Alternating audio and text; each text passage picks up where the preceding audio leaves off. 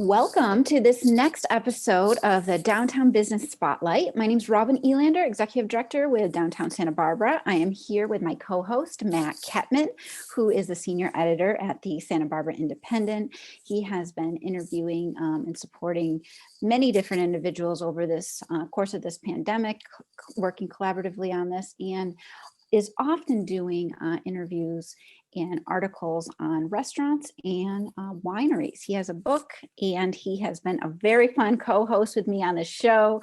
So Matt, I'm going to hand it over to you to talk with our guest today. Thanks, Robin. As she said, I'm Matt Kettmann. I'm the Senior Editor at the Santa Barbara Independent.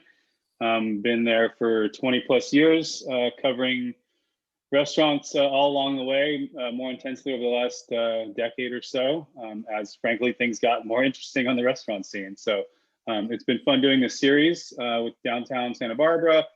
This is actually I've done a bunch of these, but usually I take a week off, and this is my third week in a row. Although Robin, you probably do this every week, so I probably yes. Probably shouldn't say, oh my God, it's my third week in a row. But in any case, today we have, we kind of group these under a theme, and today we have cuisines of many cultures, and a kind of a cool representation of different continents of the world here.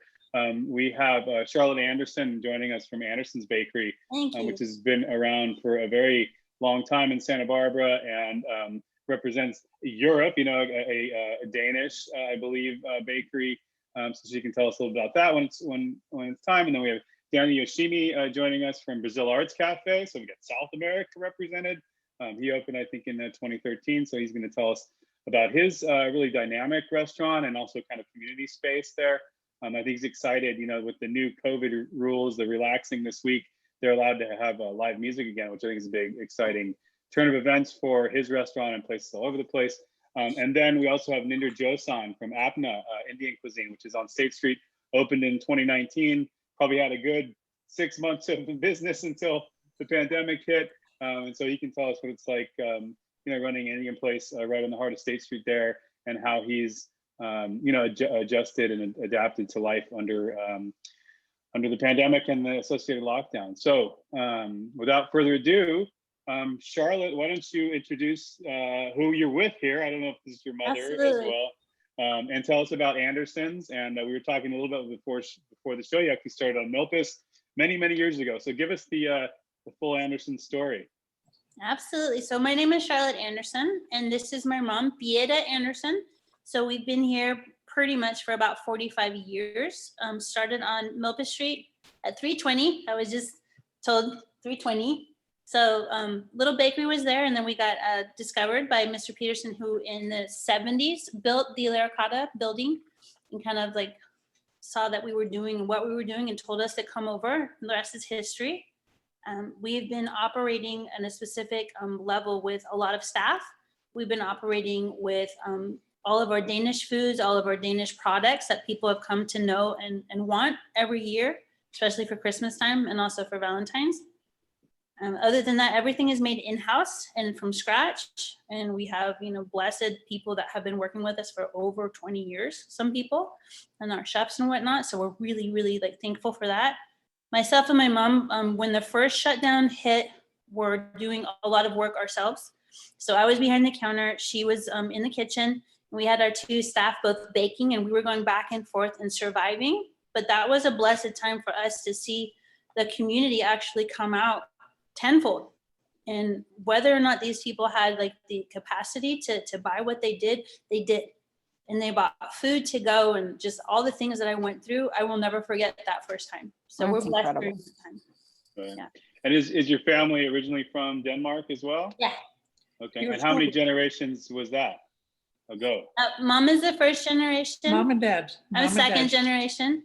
Okay. My father Great. was here until about the mid 90s, but he's also from Copenhagen. He's got a lot of history going back to, the what's it called in Copenhagen, like bakeries and whatnot that he had. And then he taught us everything that we had to know, and moving forward with all of the cooking, the baking, everything. We had a lot of family come and help too.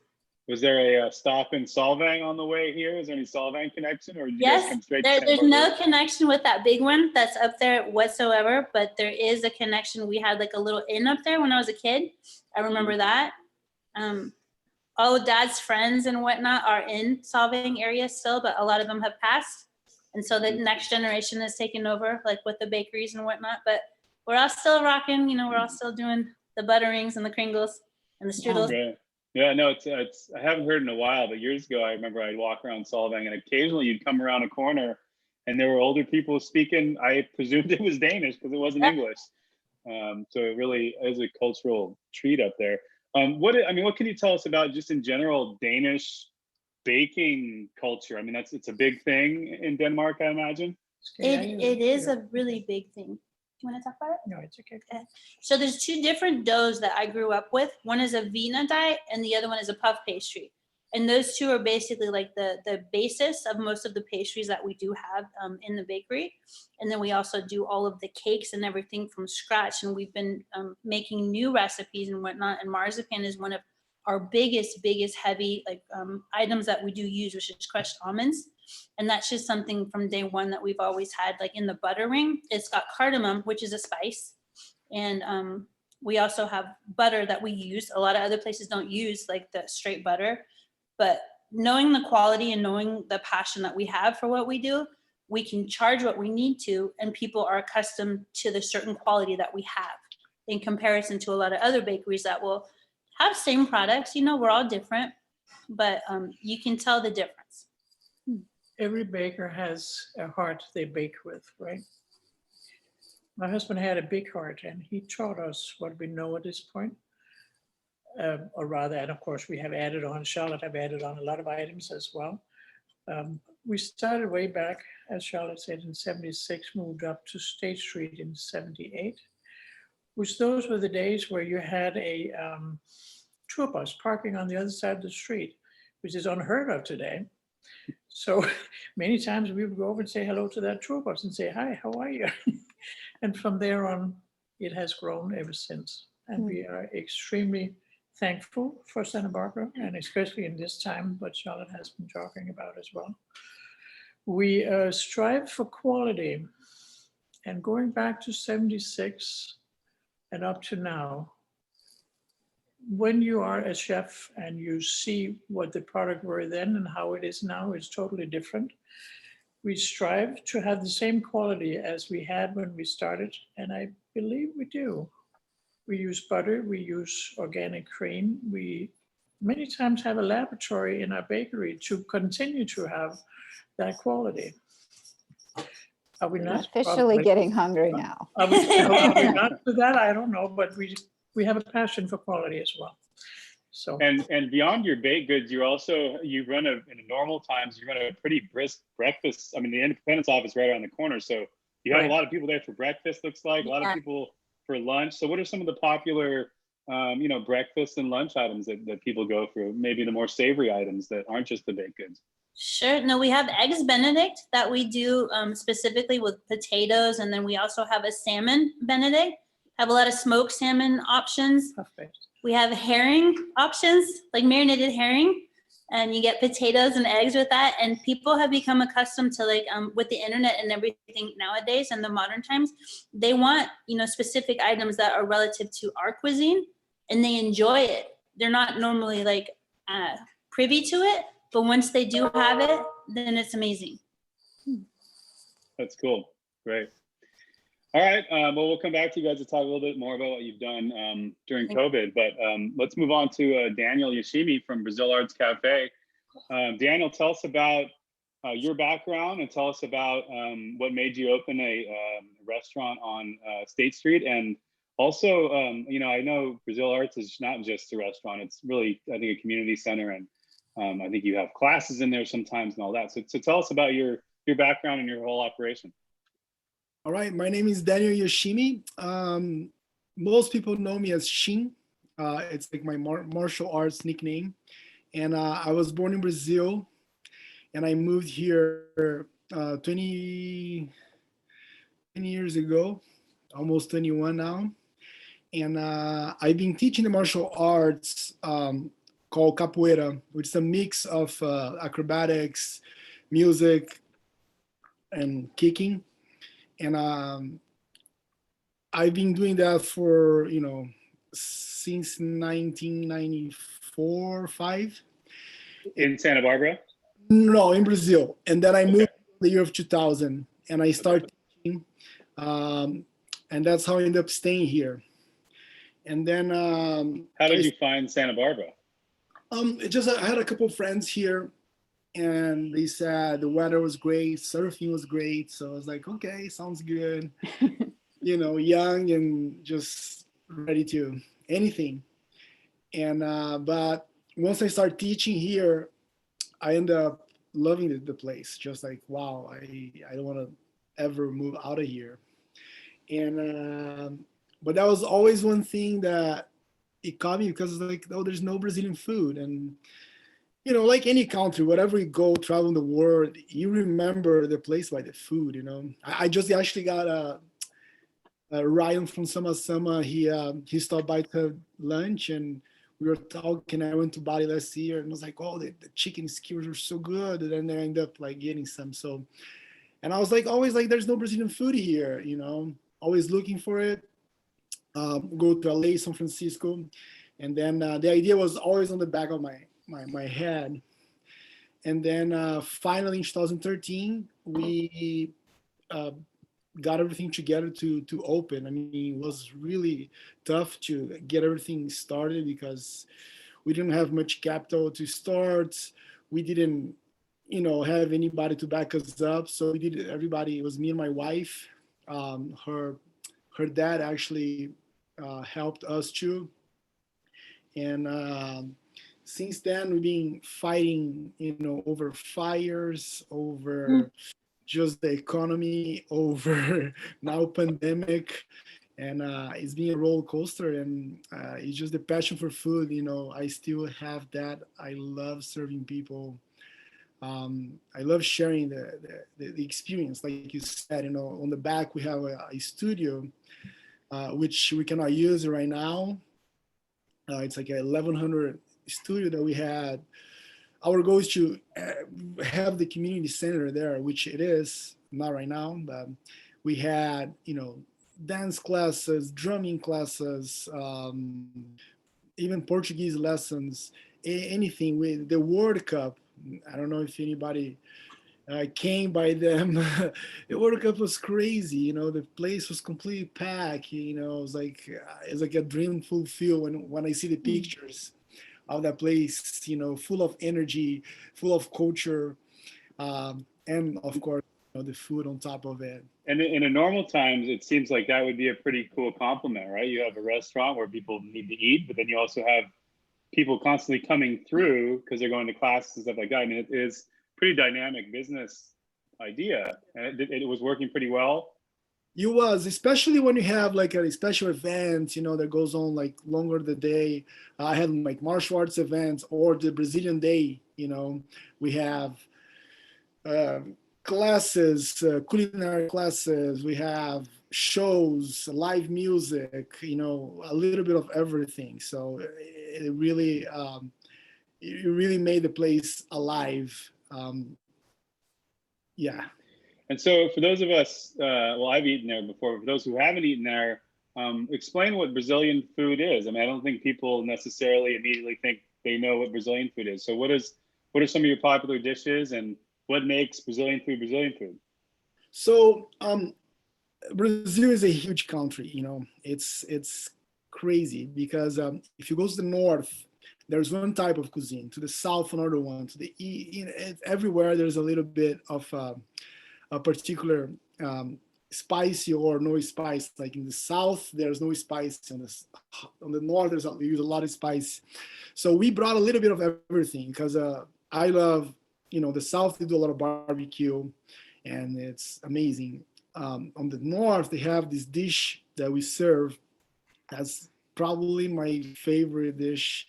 It's a whitefish stew cooked in a coconut sauce.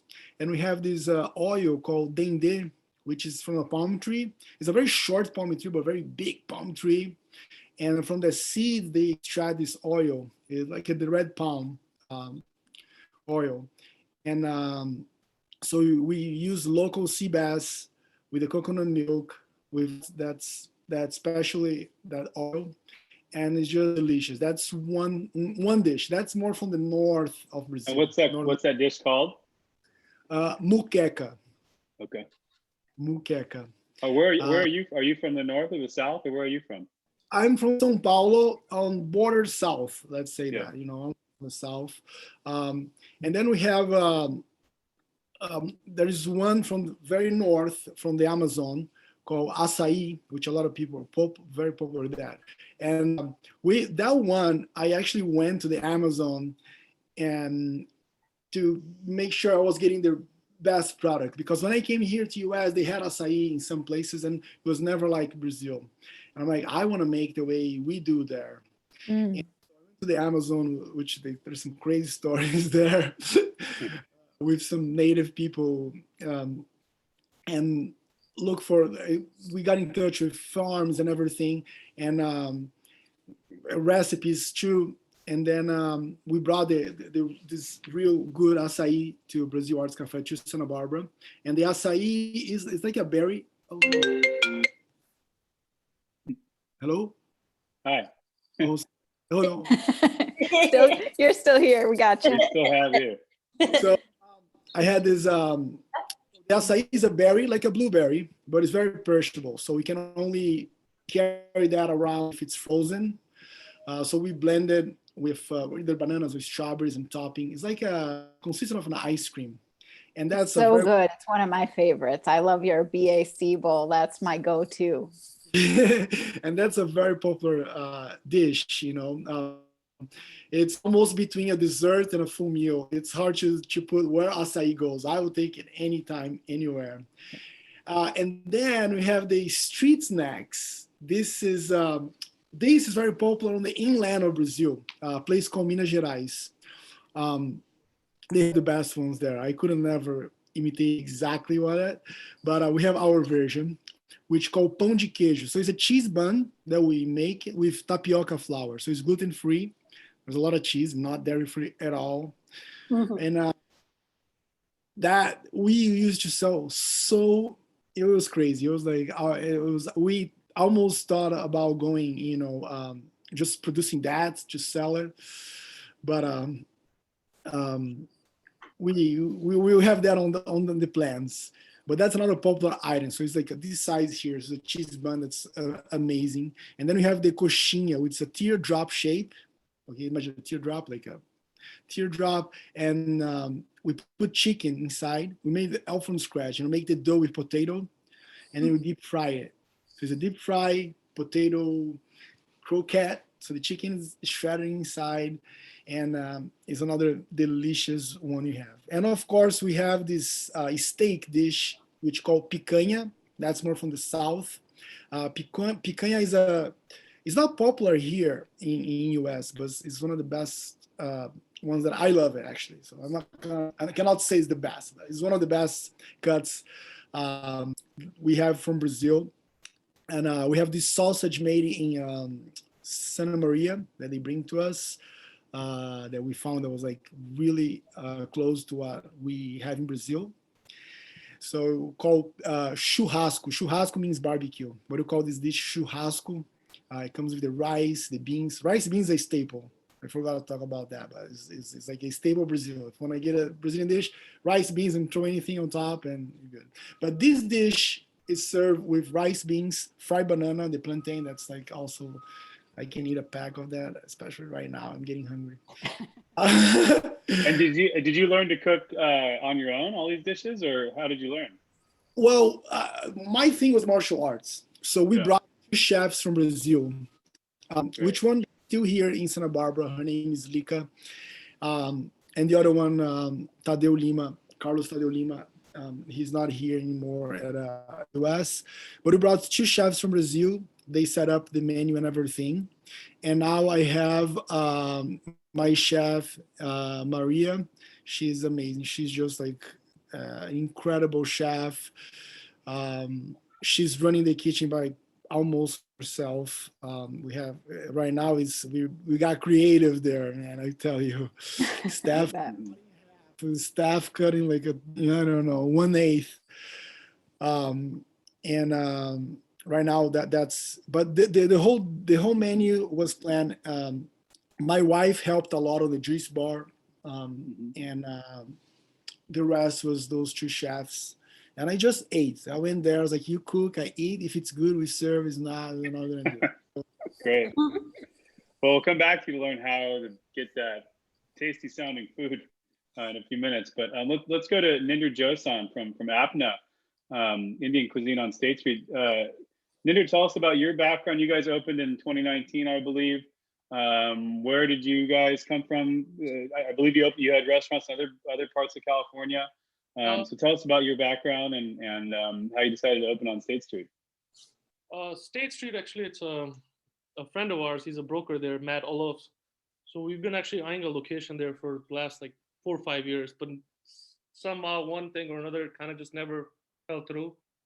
Either the lease didn't work out, and then I had kind of actually given up hope on Santa Barbara. We were almost done with the location in Camarillo, and randomly I get an email from him at like 4 in the afternoon, and we look at it, and it's Goa Taco. I don't know if you guys ever went to that place. Yeah.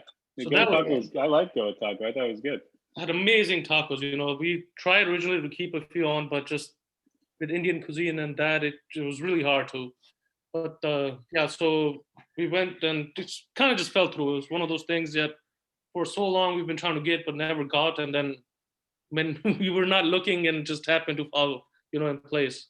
And so you guys were based, you had a Camarillo restaurant. Where are your other restaurants? Newbury Park. We have one in Newbury Park. We had one in downtown LA originally, but we were kind of tired of the city life. And before the whole boom, we moved actually to Ventura County.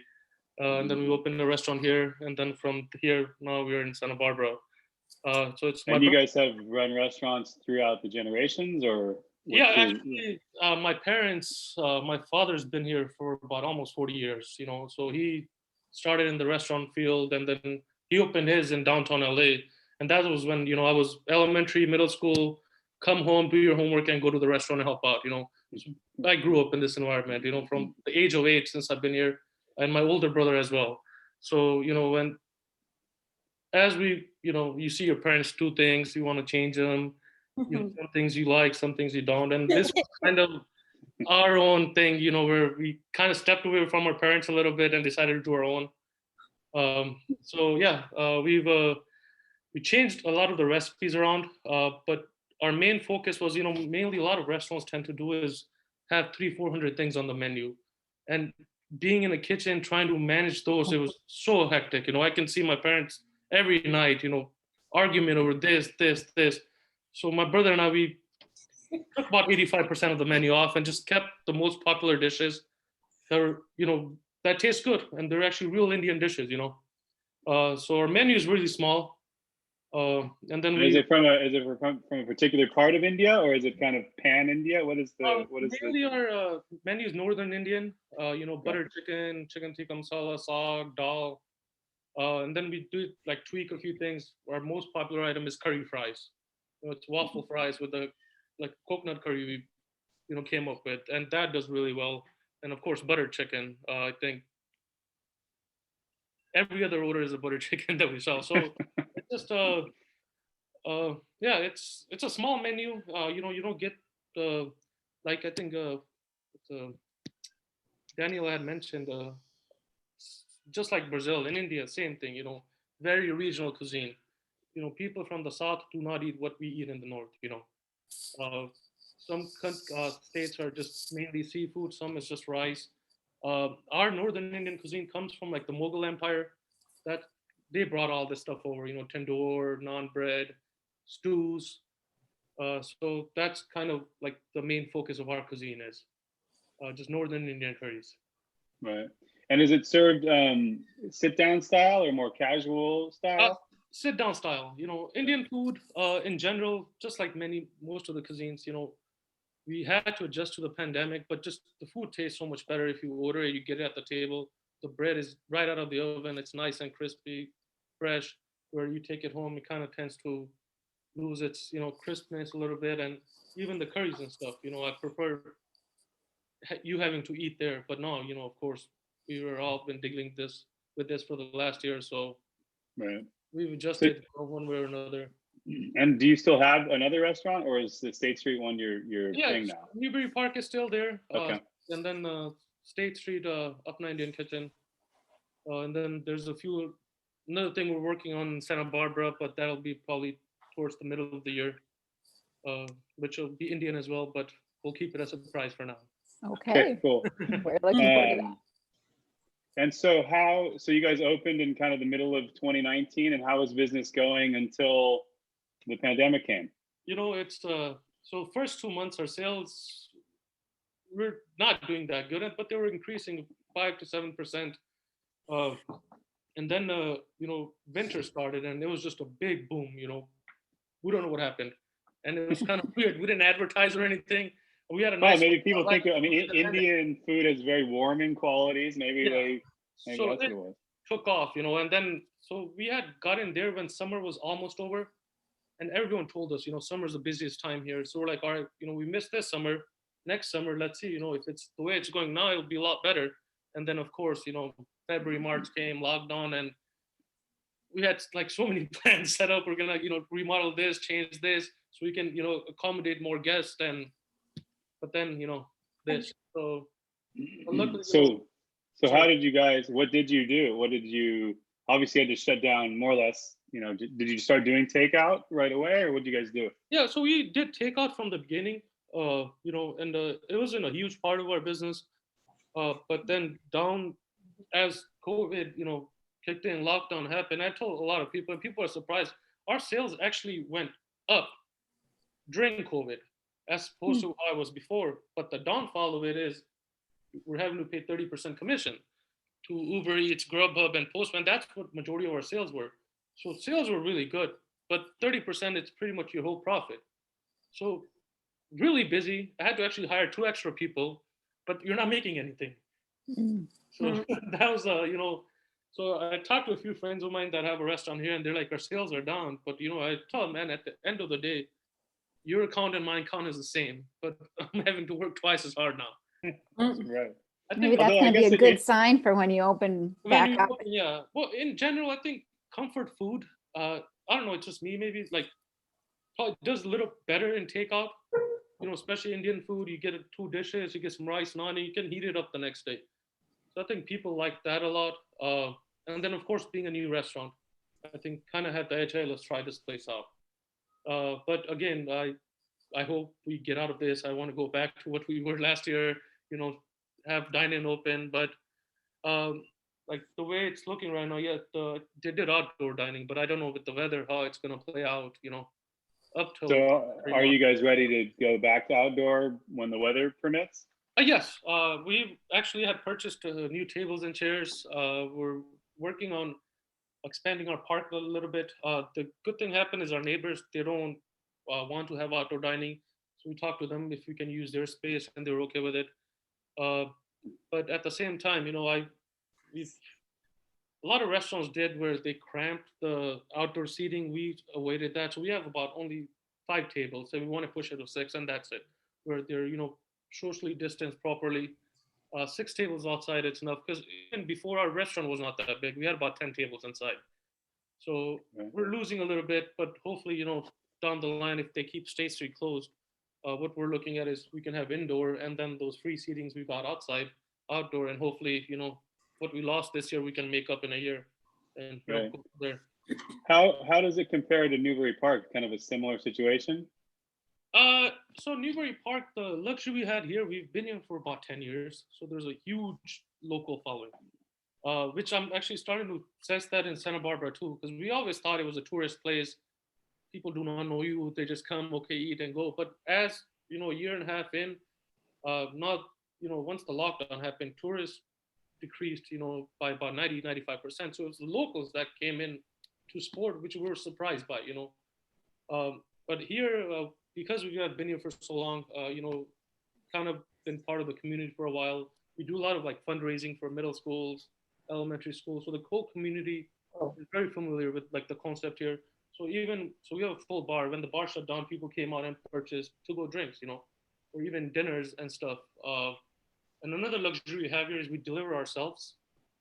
So you kind of save on that 30% commission I had mentioned, which we don't have the luxury in Santa Barbara yet. But yeah, so it's been good back and forth. And I think honestly, if it wasn't like the support of the family, because my brother works with us, he's with me there, and my sister, she is helping out, and here my parents are here, and then a few family members. So people were able to take, a little more responsibility than they're normally accustomed to, where two people's job, one was able to do just because it's family, we're all in this together. So that kind of helped a lot. No one likes laying off an employee, but I'm pretty sure Mr. Daniel here or Charlotte, you've seen, at the end of the day, you got to make our bills, and so it's been tough. It's not, but I think we're all hoping for that within the next couple of months, we should start to go back to what normal was a year ago, Right. and that's what we're kind of looking forward to. Yeah. Charlotte, why don't you tell us about what you got, when you kind of mentioned that when the lockdown started, I mean, you had a lot of local support. But so what did you guys do? Did you start amplifying your takeout, the bakery side of things, or how did you guys adjust? We did, but I was coming up with like new and exciting things that I know of, like take a trip to Denmark. So with that, you got the frikadellers, you got your choice of beer or wine, and then you got the comparable dessert. So it was like one-stop shop. And then I came up with take a trip to Germany, or take a trip to Scandinavia, because you want the Northern European cuisine, which like is mostly of like pork and potatoes and red cabbage and cucumber salad and all the gravies that go with it. So I really laid into all of that to have the experiences that was a good idea to take home. And then that just took off. Everybody wanted our menu, but then what I put together was cute. It was like an option to have something to do, like on a date night or something as such. Most of the food people came in and picked up. We also had restaurant connection, but like Ninder was saying, they take a lot of percentage off of that. So we were trying to do the best we could. What really saved us in the long run was having a bakery at the same time we had food. So with those two things, like supplying like support to each other, that helped us like more than anything. Had we only just had dining, it would have been difficult. So pastries took off where the food didn't. But there was a lot of cute things that we did. Do you have wholesale accounts for your baked goods as well? Not at this time. We were thinking about doing that in the future, but we're small, production facility, like what we do. We did do big ones, like the race car event. So we do know where we can go to, but there's a lot of work because everything is made in-house by hand. So you have to know what you're doing. And then if you can, then you hire like those teams to do that. But we haven't gotten there yet. Right. And so what are you doing now that this week you are allowed to have outdoor dining again? Are you expecting people to come back and eat on your lovely patio there? Well, we just built this whole beautiful new deck. So yeah, I'm hoping, right? But now it's just like a flood of like water outside. So, and we're closed. So not right now, but Saturday. Once we like open up again, it is really like beautiful to sit outside under the umbrellas. We bought some like trees to have like a little bit of greenery. And so it is beautiful, and like red ropes and everybody sitting outside. So it is beautiful. And I do think that it's going to take off because when summer comes, everyone wants to sit outside. Yeah. Well, and even just when you find sunny days after rainy weather, people come out of the woodwork too to go. Yeah, they outside, will. So, Yeah, they will. So Daniel, tell us a little bit about what Brasil Arts Café did to survive in this, unprecedented time. Well, we did several things. One of them that brought out when we have the outdoor dining, it was the live music. We always had it, but it was never on the street. We had live music inside. So we brought Teca. She's a Brazilian musician, amazing singer, Teca and Kevin. And that was like it was crazy. I had to bring all the tables that I had outside, to accommodate people, when we could have the outdoor. So that was one thing that worked really well. It was like a crazy, one day, few hours, 3 hours of craziness. That's we're doing again this Saturday, actually starting right away.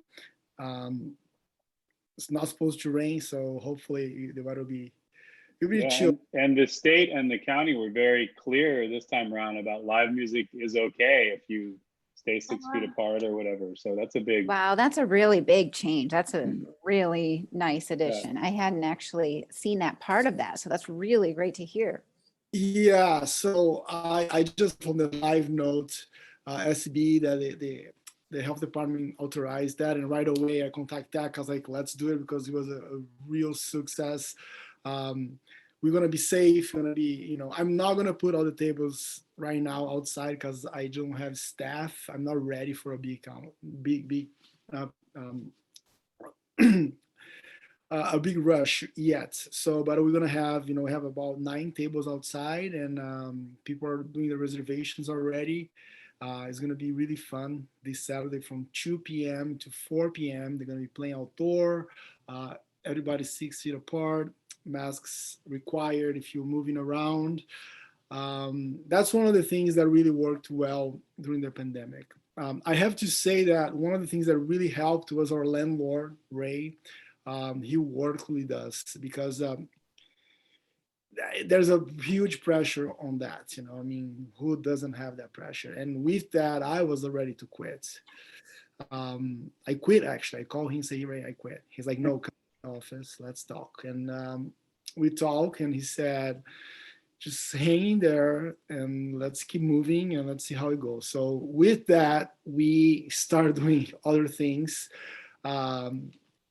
Because that's just a huge pressure that, I mean, you cannot pay rent. So what are you going to do?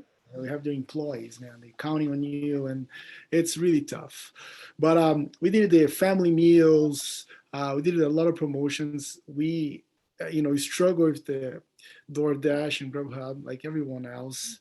But that's what we have now. So we are playing with that. We cut the menu almost in half as well to some stuff that's really takes a long time to make it, and there's not much profit, but we have because a little piece of Brazil. I'm sorry, that one is gone for now. But I hope, I know that this is gonna go for a while. I'm sorry to say that I don't believe in 2 months it's gonna be like that, or summer. It's gonna go like that, and I'm gonna be, playing by ear right now, because the guidelines are, you never know what's going to happen. Sunday they tell us we can open on Tuesday. Like, I'm not ready to open on Tuesday. Not get switch open, close. No, it does not work like that. That easy. Oh, I don't have food on my refrigerator, but now I do. We bought stuff. We're ready, but we're gonna take it slow. That's what we're gonna do. How I'm gonna do right now. right. Ninder, are you ramping up food purchasing yet, or are you kind of just waiting to see how things go for the next few weeks? So I've kind of had a pretty much since the whole COVID thing, a similar like buying list. It fluctuates by about 5% up and down, but it's been very, similar. I had mentioned we thank God had the luxury of, still having guests flow through, just not making any money. So, I once a week trip to LA, it's my daily routine. And then 2 stops at Cisco on the way from Camarillo is where I live to Santa Barbara. And then we get 1 delivery a week. On the, meats and stuff, the luxury we have is, having Cisco on the way to there. So I can kind of play with it, carry a little bit. It's the Indian spices that, we don't have the luxury of just being able to buy a little bit a week. So we kind of have to buy enough for like month, 2 months, that kind of blend the spices, but they tend to last about 6 months. So that's been good. Right. And it's just the meat, so that it's been okay. It hasn't been too hard to manage. Right. Charlotte, are you expecting? I'm sorry, Ninder, do you have more to say there? No, sorry. Okay, Yeah, cool. Mm.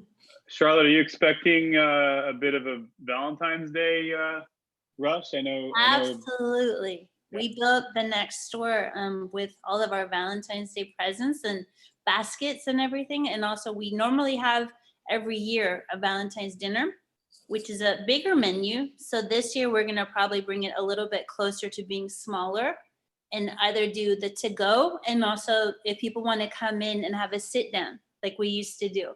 Because that was really fun. There was, 2 people date night. You get to choose anything off of the menu. You get a gratuitous flask of wine, and then all the desserts and all the coffee that we have are comparable, and it's fun to come in and enjoy that. So yeah, no, that's one of our biggest times. We have the heart cookies, we've got the baskets, we've got chocolates, all these specific things that we've had, but now we have new like breads and new things. So we're trying. Make everybody get something new. Great. Yeah. Daniel, what time does the music start on this weekend? So Saturday, 2 p.m., 2 to 4 p.m., we have the live music going. And hopefully the weather is going to be, it's supposed to be sunny. So we're expecting that. We're already planning that. Oh, how exciting. Capoeira too, or no, just the music? No performance at this time. But maybe in the near future, we can do something mini. Are you thinking about doing outdoor capoeira classes? Yeah, we've been doing the outdoor capoeira classes. Okay. It's been okay. We're trying to stay. It's hard to. I don't promote a lot because we don't want to like new students. It's a little hard. It's like we want to keep that bubble that we have, so everybody's safe. But yeah, the outdoor class are going well, especially the kids. Is still, we got a lot of kids still doing it. Well, Robin, they've answered all of my questions I have for them. I'm very hungry for Brazilian, seriously. Indian, and Danish cuisine right now. That'd be quite a mashup too. But I'm not sure what I'm doing Saturday, although I'm going to pencil in going and watching some live music, which would be a very joyous affair after so many months of not doing much. So I don't know if you guys have any more to say, or Robin, you want to wrap us up here, but thank you all for participating. This is great. Not only to hear how you all are doing, what you're working on, how much you are just, navigating this crazy time, and hopefully opening back up this weekend in a more a real way. So glad you guys are continuing to fight the good fight here.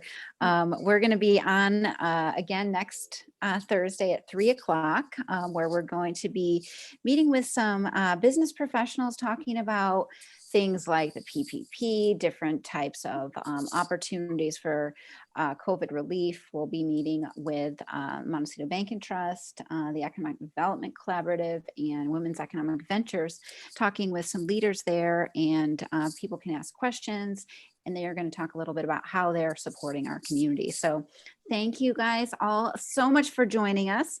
And if people are interested in joining us next Thursday, we'll be back with our State Street Promenade Market from 3 to 7:30 on the 1000 block. So we're excited about that. Find out about all kinds of downtown businesses, what they're doing on our website at downtownsb.org. Thanks so much, Matt. Thanks so much, Daniel, Ninder, and the team there at Andersen's. And we'll see you next time. Thanks, everybody. Thank you. Thank you. All right. Bye, guys.